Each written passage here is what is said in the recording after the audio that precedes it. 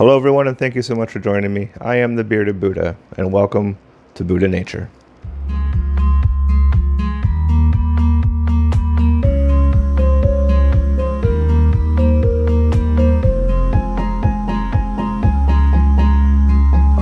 Some time ago, you saw the series of videos we did where we grew the microgreens.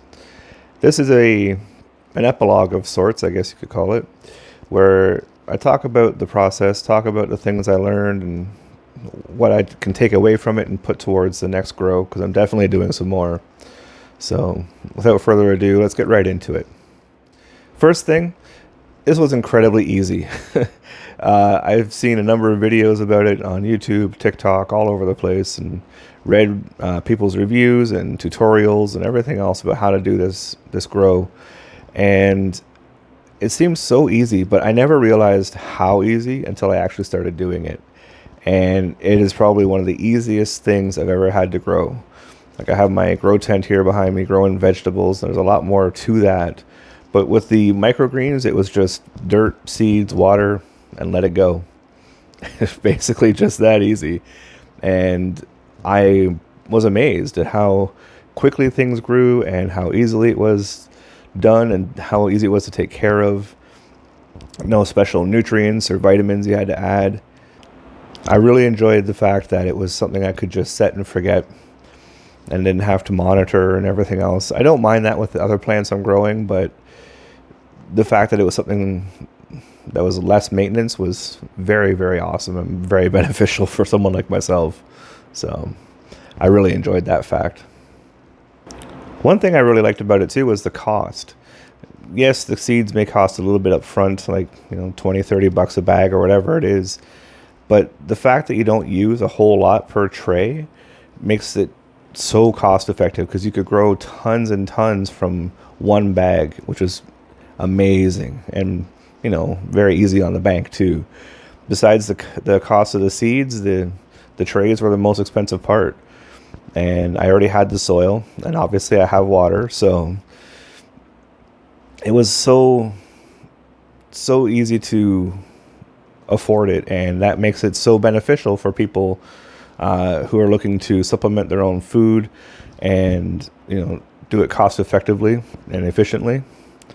It's definitely another bonus there for sure. Another thing I found that was really amazing was the amount of food you get from it. There was so much abundance in those 4 trays that I grew. Go back and check video 10 and you can see how much it produced when I harvested it all. It was amazing, the amount, and the fact that it is so versatile as well. You can use it to add flavorings and whatnot to your stews and soups. I put it in omelets myself. I put it into sandwiches. I made salads with it. There's so many different things you could do. Smoothies with it. It's like a superfood, in my opinion. I'm so amazed at how amazingly abundant it is, and what you can do with it in the long run is just amazing. The fact that there are so many different varieties of these microgreens that you can grow. Like, I grew the broccoli in the last series, but I've got sunflower seeds, I've got beans, I've got peas. I can grow a wide variety of food, radishes, and each one has its own vitamins, nutrients, minerals, and so on. A lot of them are going to be the same because they're plants, but I'll list here a number of the things that you can get from the broccoli microgreens. There's so much nutrition and health benefits and everything else from this.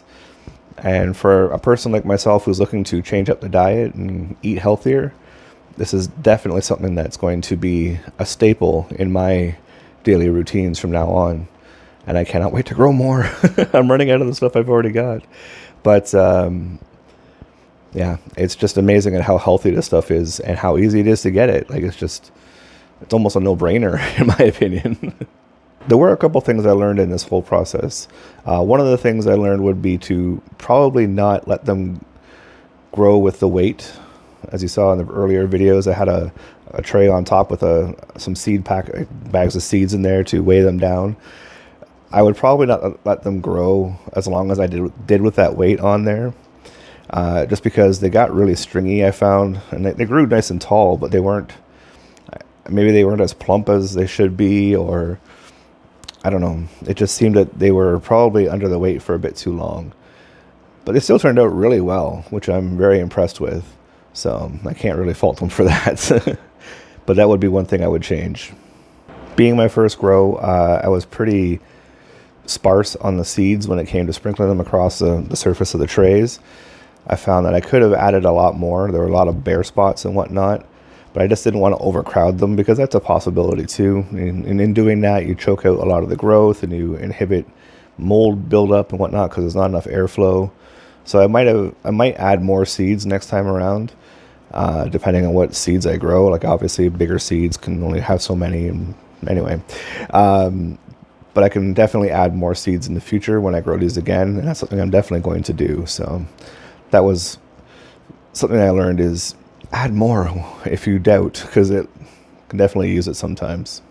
Another big thing I learned: use a knife to harvest. The scissors were great. I mean, they worked well enough to cut everything down, but they got really gummed up over time, just with all the bits of plant material that got caught, and it kind of shredded up some of the sprouts as well, where I find with a knife, as I've seen in videos, you can just cut right across and not have to worry about snipping and bending and pushing. And I think that would add a lot more volume to the amount of stuff I grew, which I'm not in any way upset about. I grew a lot and I got a lot for it, but in order to preserve it and have it be more fruitful in its abundance, I think a knife would be a lot better for the harvest.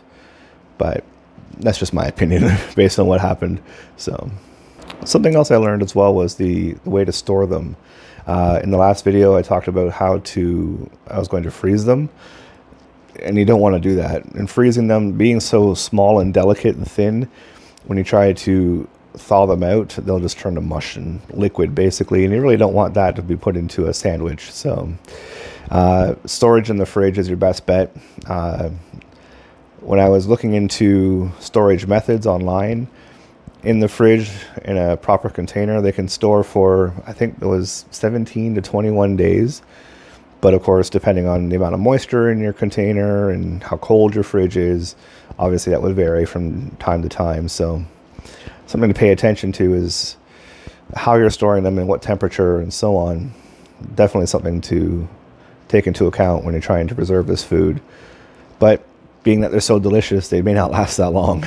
So you may not have to worry about that. When it came to making the video series, I really enjoyed the entire process, honestly. The filming of what I was doing, the ability to be able to show that to people who may be interested in doing this on their own, really made it all worthwhile. And I just loved the whole editing part of it, cutting all the pieces out that weren't really necessary, adding music, the sped up tracks, and it really made it for a fun time, and it really made me enjoy this hobby a lot more, and I cannot wait to get back into it for sure. Now that this series is done, looking forward to the next series. I can see a lot of the changes I want to make, adjusting this, that, and the other, maybe some new music or adding some background music as the video goes on rather than just my voice. Maybe some more fun little captions and quotes like I did for, I think it was video 3, some editing things like that. I think that this is just the beginning, and I know that it's going to get better as time goes on, so I cannot wait to see where it goes from here. Overall, it was an amazingly rewarding time. I had so much fun with it. The editing of the videos, the growing of the product, the testing it at the end, oh, it was delicious. It was so gratifying, and I'm so very happy with how everything turned out. And I am very grateful to have the opportunity to share that all with you as well, in the hopes that it will be something that inspires you to try new things. Even if you're looking into gardening stuff, this is something that's so simple and so easy and so beneficial. I would recommend it in a heartbeat to anybody who's looking to get into gardening. So I had a wonderful time with it. I hope you had a wonderful time watching it, and expect some more awesome things coming down the road, because we have a lot more seeds to get through. So thank you so much for watching this video. Thank you so much for checking out the series, for subscribing if you've done that. That's amazing. You're awesome. And yeah, if you enjoyed what you saw in this video and any of the other videos, drop a like down below and let me know in the comments what part you liked the best now that the series is over. And just let me know what you think of everything in general. And let me know where I should go next. I can I can tell you right now I have sunflower seeds, speckled peas, radish, like daikon radish. I have mung beans. I have fenugreek and a spring salad mix. So I have those 6 seeds left to try out. So if you have any suggestions for what I should grow next, let me know in those comments down below. And yeah, thank you so much for being here. And we'll catch you in the next series.